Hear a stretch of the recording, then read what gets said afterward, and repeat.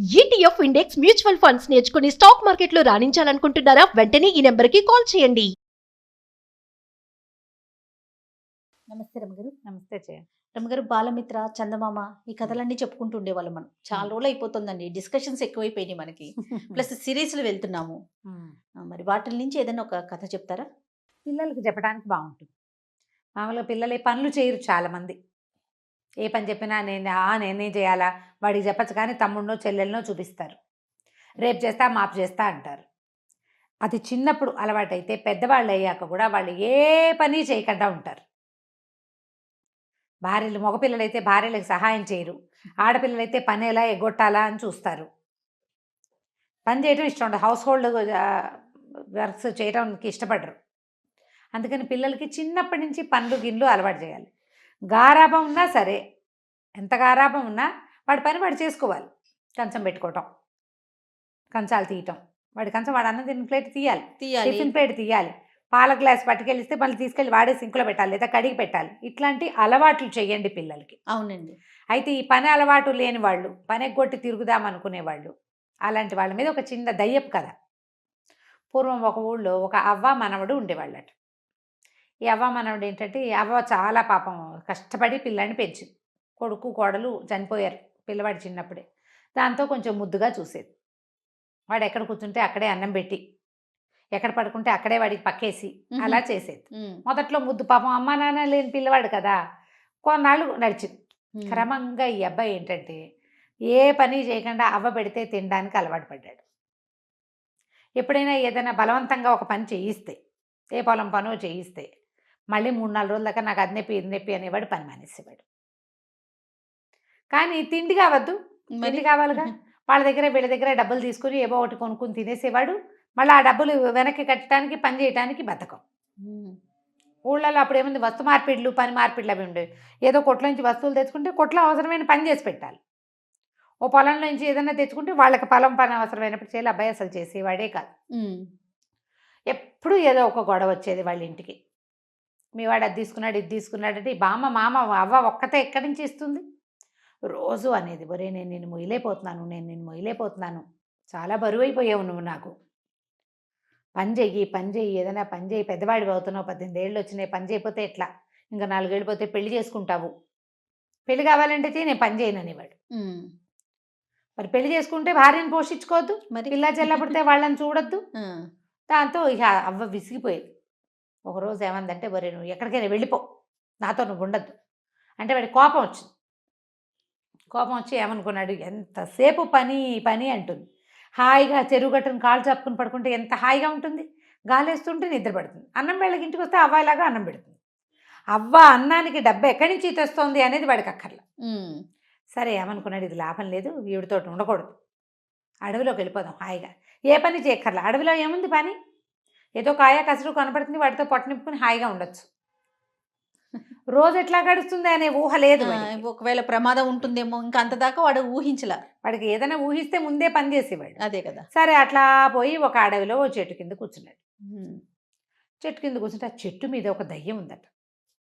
చింత చెట్టు అది. ఏం చేసింది, పైనుంచి చింతకాయలు రాల్చింది. వీడు పళ్ళు పండితే బాగుంటాయి, పుల్లగా తీతీగా బాగుంటాయి. 4 పళ్ళు తిన్నాడు, అక్కడే కూర్చున్నాడు. అదేమనుకుందంటే, సరేలే వీడిని ఏం చేస్తామని సాయంకాలం దాకా చూసింది. చీకటి పడినా వాడు వెళ్ళల. పగలల్లా దానికి అంత శక్తులు ఉండవు, సాయంత్రం పూట చీకటి పడేసరికి శక్తి పెరుగుతుంది. రాత్రికి వెళ్ళిపోతాడేమో అనుకుంది. ఎవ్వరూ చింత చెట్ల కింద పడుకోరు. అవును, మర్రి చెట్ల కింద చింత చెట్ల కింద పడుకోకూడదు అనుకుంటారు. వీడు పోవటల్లా కాళ్ళు చాపుకుని పడుకున్నాడు. అవతల ఏదో నీళ్లున్నాయి, పోయి మంచినీళ్ళు తాగొచ్చాడు. కాసేపు అటు ఇటు తిరిగాడు, ఏవో తిన్నాడనమాట. చెట్ల పళ్ళో కాయలో దుంపలో తిన్నాడు. వచ్చి మళ్ళీ చెట్టు కింద పడుకునేసరికి దయ్యానికి ఆశ్చర్యం వేసింది. దిగొచ్చింది తెల్లవారుసామున. ఏరా అబ్బి, నీకు భయం ఎట్లేదా, ఏంటి, ఎందుకు వచ్చావు ఏమిటి అని అడిగితే, అబ్బో ఊళ్ళో ఉంటే పని చేయాలి, ఎంత పనో, ఎప్పుడు పని, ఎంత చేసినా తరగదు. మా అవ్వ ఒక పని వెనకాల ఒక పని వెనకాల ఒక పని చెప్తుంది. ఓ రోజు చేసి మానేయటం అనుకున్నది, పని చేయి అంటారు. నాకేమో ఖాళీగా కూర్చోవాలని ఉంటుంది. ఓకే, మా అవ్వ నేను పోషించలేనని తిడుతుంది, కోపం వచ్చేసానన్నాడు. ఈ దయ్యానికి అప్పుడప్పుడు వచ్చే మనుషులు ఆ రోడ్డు మీద, వాళ్ళు పట్టుకెళ్ళే సంచులు, వాళ్ళు ఎప్పుడైనా వదిలిపెడితే తనకి సో వాసన వచ్చేటువంటి తినుబండారాలు అవన్నిటి మీద మంచి ఆసక్తి ఉంది. దయ్యం అంది అయితే ఓ పని చేద్దామా, నువ్వు నా బదులు చెట్టు మీద ఉండు, నేను నీ బదులు ఊళ్ళోకి వెళ్తా. నాకు కూడా చూడాలండి, నాకు ఖాళీగా ఉండాలని లేదు, ఎవరు వస్తారా కాలక్షేపానికని చూస్తూ ఉంటాను నేను ఎంతసేపు. నువ్వు కనపడ్డావు రాత్రి నుంచి సరదాగా బాగోదు, ఎవడో ఒకటి మనిషి తిరుగుతుంది వాడి కేసు చూడడం, నాకు ఆ మనుషుల్ని చూడడం ఇష్టం, కావాలంటే పని చేస్తాను అనేసరికల్లా సుశీలుడు బాగానే ఉందనుకున్నాడు కుర్రాడు, బాగుంది ఈ పని చేద్దాం అనుకున్నాడు. సరే దయ్యానికి ఎలా నువ్వు నేను ఎలా అవుతావంటే ఏముంది, రేపు పొద్దున్నే నేను దయ్యం రూపంలో నుంచి బయటకు వచ్చేస్తాను, నీ బాడీలోకి వస్తా, నువ్వు నాలాగా మారిపోదు కానీ, నాకు తెలుసు ఆ విద్య. కాకపోతే ఏంటంటే నువ్వు వచ్చి అడిగితేనే ఇస్తా బాడీ, ఎవరు చెప్పినా నేను నా బాడీ నీకు ఇవ్వను. మనం మార్చుకోలేం, మనం ఒకళ్ళకొకళ్ళు ఒప్పుకోవని మార్చుకోవాలి. ఓకే, ఒకళ్ళు ఒప్పుకోపోయినా రెండో వాళ్ళకి అవకాశం లేదు.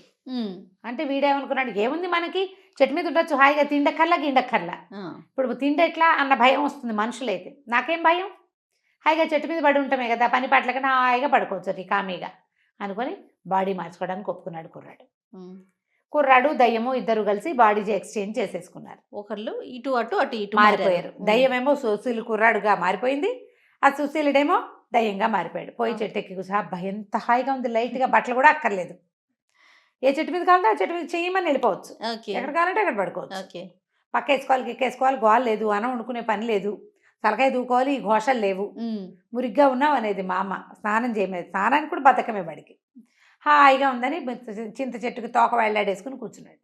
ఓకే, ఈ కుర్రాడి వేషంలోకి వచ్చిన దయ్యము దానికి ఎంత ఎక్సైటింగ్గా ఉందో, నడుస్తుంటే మహా బాగుంది. అంతకుముందు గాలితో తేలిపోకుంటూ ఉండేది, ఇప్పుడు చక్కగా స్థిరంగా నడుస్తుంది. వెళ్ళి చెరువు దగ్గర నిలబడి చూసుకుంది, అచ్చు ఇందాక వచ్చిన కుర్రాడి లాగానే ఉంది తను. చాలా సంతోషించి సరే వీళ్ళు ఎలాగా గుర్తులు అన్నీ తెలుసుకుంది, వీణే అడిగింది. అలా గుర్తుల ప్రకారం ఇంటికి వెళ్ళిపోయింది. అవ్వ ఊరు నాయన వచ్చావా, ఎక్కడికి పోయావురా రాత్రంతా, దాదా సర్ది తాగుతూ కానీ అని ఇచ్చింది. ఇచ్చేసరికి అలా మాట్లాడకుండా పుచ్చుకుంది దయ్యం. అది ఎన్నేళ్ళయిందో చచ్చిపోయి, దయ్యంగా ఉంది, ఫుడ్ లేదు, హాయిగా సర్ది అన్నం తిని ఉల్లిపాయలు పచ్చిమిరపకాయలు కొరుకుని తింటుంటే అమ్మ ఎంత ఆనందమో, ఎంతో బాగుంది. తర్వాత మా అమ్మ వాళ్ళ అవ్వ అడిగింది, ఏరా పక్కింటి కామంద్ గారికి పని ఉందిట్రా, నేను వెళ్తానంటే నేను కూడా వస్తానన్నాడు. ఆశ్చర్యపోయి వీడు వస్తానంటున్నాడు అని. అంతకుముందు నువ్వు అనేవాడు, ఆవతో పాటు పొలం పనిలోకి వెళ్ళాడు, చాలా పని చేశాడు, అన్ని పనులు అందరితో పాటు. సాయంత్రం ఇంటికి వచ్చాక ఎంత బాగా నిద్ర పెట్టిందో, అది దయ్యంగా ఉన్నప్పుడు దానికి నిద్రే తెలియదు, హాయిగా పడుకుని నిద్రపోయాడు. వాళ్ళ అవ్వ కూడా సంతోషించింది, వాళ్ళ తోలంలో పని చేశాడా, ఇక రోజు పని చేయడానికి వెళ్ళటం మొదలుపెట్టాడు. ప్రతిరోజు వెళ్తుంది ఆ దయ్యం పనిలోకి, చక్కగా పొద్దున్న తినేస్తుంది, సాయంత్రం తినేస్తుంది, హాయిగా పడుకుంటుంది, చక్కగా స్నానం చేయొచ్చు, చెరువులో ఎంతసేపు అయినా ఈత కొట్టచ్చు. అంతకుముందు కూడా ఈత కొట్టేది, దానికి ఇష్టం ఈత, కానీ దయ్యపు బాడీతో ఈత కొడితే ఒంటికి నీళ్ళు అంటావు కదా, ఆ సరదా తీరిపోతుంది. ఇప్పుడు చక్కగా యాక్టివ్గా తయారైపోయింది ఆ కుర్రాడు రూపంలో. అక్కడ ఉన్నాడుగా కుర్రాడు మనవాడు, చెట్టు మీద 3-4 రోజులు హాయిగా ఉన్నాడు. తర్వాత ఇంకా విసుగు పుట్ట మొదలెట్టింది, ఏమిటి ఏమీ పని లేకుండా ఎలా ఉంటాం. అంతకుముందు ఎంత చేయకపోయినా కొంత పని చేసేవాడు, ఈ గిన్నె తీసి అక్కడ పెట్టు, ఆ చెంబు తీసి ఇక్కడ పెట్టు, ఆ కట్టలు పట్టుకురా, ఈ పొయ్యి వెలిగించు, పొయ్యి దగ్గర కూర్చో, ఏదో చెప్పేది, ఏదో అప్పుడప్పుడు స్నానం చేసేవాడు, ఎవరింటికైనా వెళ్ళేవాడు, ఎవరితోటైనా మాట్లాడేవాడు. ఈ బాడీతో ఏముంది, ఎవరితో మాట మంతి, వీడు కనపడగానే అందరు లేచక పారిపోతారు. అదే కదా, విసుకొచ్చేసింది. ఒక 5-6 రోజులు 10 రోజులు గడిచేసరికల్లా ఎగురుకుంటూ పోయి తన ఇంటికి వెళ్ళాడు. అక్కడ పడుకుని ఉన్న కుర్రాడిని చూసి, కుర్రాడి రూపంలో పడుకున్న దయ్యాన్ని చూసి, మన ఇద్దరం బాడీ మార్చుకుందాము, నేను ఉండలేకపోతున్నాను అక్కడ అనేసరికల్లా ఈ దయ్యం అంది, నేను హాయిగా ఉన్నా, నాకు కూడా అనిపించాలి బాడీ మార్చుకోవాలి, నాకు ఇప్పుడు అనిపించట్లా, నాకు పని చేస్తేనే బాగుంది, పని చేస్తేనే జీవితం బాగుంటుంది, నేను చచ్చినా నా బాడీ నీకు ఇవ్వను. ఏం చేస్తాడు ఆ కుర్రాడు, అయ్యో ఏడుపు మొహం పెట్టుకుని పోయాడు. మా అమ్మని చూస్తే బాధగా ఉంది బడికి, మా అమ్మ అవతో ఉండలేకపోతున్నాను, 10 రోజులు అయిపోయింది అవ్వని చూసి, అటు ఇటు తచ్చట్లాడి, పైగా ఈ దయ్యాలు అవి తిరుగుతుంటే కుక్కలు పిల్లులు తెగ మురుగుతాయి, కుక్కలు వెంట పడతాయి, ఏదో కుక్కను తోలేస్తున్నారు కానీ ఏం జరిగిందో ప్రజలకు తెలియటల్లా. సరే ఏం చేస్తాడు, ఎగురుకుంటూ పోయాడు వాడు. ఈ లోపల ఇలా 10-15 రోజులు గడిచాక ఏమైంది, ఓ కామంద్ గారు ఒక ఆయన వచ్చి ఎవరిని అడిగాడు, నీ మనవడు ఏడి అని. ఇప్పుడే పొలం పనికి వెళ్ళాం, వచ్చాము ఇప్పుడే, ఇదిగో మా మనవడు అని అనేసరికల్లా, ఏరా నువ్వు 10 రూపాయలు తీసుకున్నావు అప్పుడెప్పుడో, నా 10 రూపాయలు నాకు ఇవ్వు అన్నాడు. అనేసరికల్లా వీడికేం తెలుసు, దయ్యం కదా ఇది, నాకు తెలియదు అనబోయాడు. అనబోయేసరికల్లా వాళ్ళ అవ్వంది, బాబు నా దగ్గర కొడితే కూడా రూపాయి లేదు, 10 రోజుల నుంచి నా మనవడు నాతో పనిలోకి వస్తున్నాడు, సాయంత్రం అయ్యేసరికల్లా వాళ్ళు బియ్యం ఇస్తున్నారు, హాయిగా అన్నం వండుకుని తింటున్నాం. రూపాయి లేదు. వాడు ఎట్లా ఇస్తాడో వాడు మీరు తెలుసుకోండి, నాకు తెలీదు. ఏ రోజుకు ఆ రోజు మేము తెచ్చుకుని వండుకునే పరిస్థితి నాది. వాడు ఆ 10 రూపాయలు ఏదైనా చిత్తుకాయ తలాట్లు పిచ్చాట్లు ఆడేశాడా, తినేసాడా, నాకు ఏం చేశాడో తెలీదు. అక్కడి నుంచి వాళ్ళు బయటికి లాక్కొచ్చారు. వీడికి ఏం తెలుసు, ఈ దయ్యంలో రూపంలో కుర్రాడికి పని చేయడం తెలుసు. నేను పని చేస్తానన్నాడు. పని చేస్తానంటే పని చేసి ఎప్పటికి 10 రూపాయలు తీరుస్తావు, పని చేస్తే రోజుకు వచ్చేది పావలా అర్ధ. అక్కడి నుంచి వాళ్ళు అన్నారు, ఏంటి వేషాలు వేస్తున్నావా, ఇదివరకు లేదు ఇప్పుడు పని చేస్తానంటావు అని చెప్పేసి 2 పీకారు. కొట్టేసరికి ఒకళ్ళు 2 దెబ్బలు కొట్టేసరికి మిగిలిన వాళ్ళకి ఒక ఉద్రేకం వస్తుంది. చెట్టు కట్టేయండి రా, చెట్టు కొట్టేసి కొట్టండి రా వెండి అన్నారు. చెట్టు కట్టేసేసారు. కట్టేసి ఫటా కొట్టేశారు. దయ్యానికి అనిపించింది, అమ్మ వీళ్ళు కొడుతున్నారేమిటి, ఇలాంటిది ఒక ఘటన జరుగుతుందని తెలియదు దానికి. బాగా దెబ్బలు తిన్నాక నువ్వు రేపటి నుంచి పనిలోకి రావాలని చెప్పి వెళ్ళారు. పనికి రావాలి, దెబ్బలు తిన్నాడు.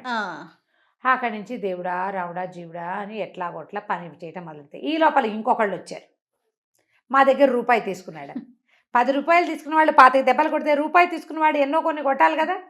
అక్కడి నుంచి భయం వేసేసింది వీడికి. ఓ నాయనో, ఈ దెబ్బలు ఎవడు తింటాడు, పరిగెత్తుకుంటూ పోయాడు ఆ సుశీల్ దగ్గరికి. కుర్రాడు అక్కడ ఉన్నాడు కదా చెట్టు మీద.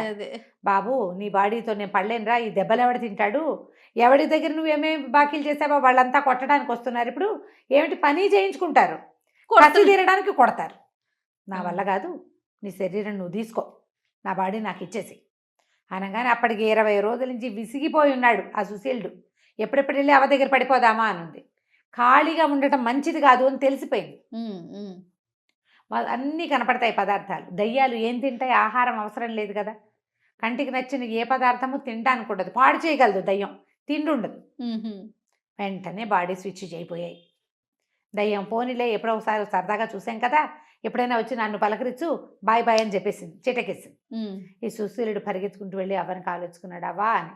ఆవిడ ఆశ్చర్యపోయింది, రోజు ఇక్కడ ఉండేవాడు ఎందుకు కావలించుకుంటున్నాడో తెలియదు, ఇవాళ నుంచి నేను శ్రద్ధగా పనిచేస్తా, బాకీలు తీర్చేస్తాను అని చెప్పి ఆ రోజు నుంచి ఏదో పనికి వెళ్ళటం కాకుండా శ్రద్ధగా కొన్ని పనులు నేర్చుకుని మెల్లిగా డబ్బులు సంపాదించుకుని తనకు చేసిన పాత బాకీలన్నీ తీర్చేసాడు.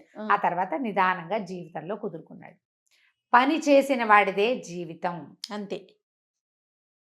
పని అనేది ఇతరులకి సహాయమే కాదు, నీకు కూడా. ఖాళీగా ఉండటం, ఏమీ చేయకుండా ఎంతసేపు ఇట్లా నొక్కుంటూ కాలక్షేపాలు చేయటం, ఇది బ్యాడ్ ప్రాక్టీసు. మగపిల్లల్ని పని చేయించకూడదు, పెళ్ళాలు వచ్చి పని చేస్తారు లాంటి దిక్కుమాల ఉద్దేశాల్లో ఉండకండి. పనులు అలవాటు చేయండి పిల్లలకి, వాళ్ళ పని వాళ్ళు చేసుకోవటం కనీసం.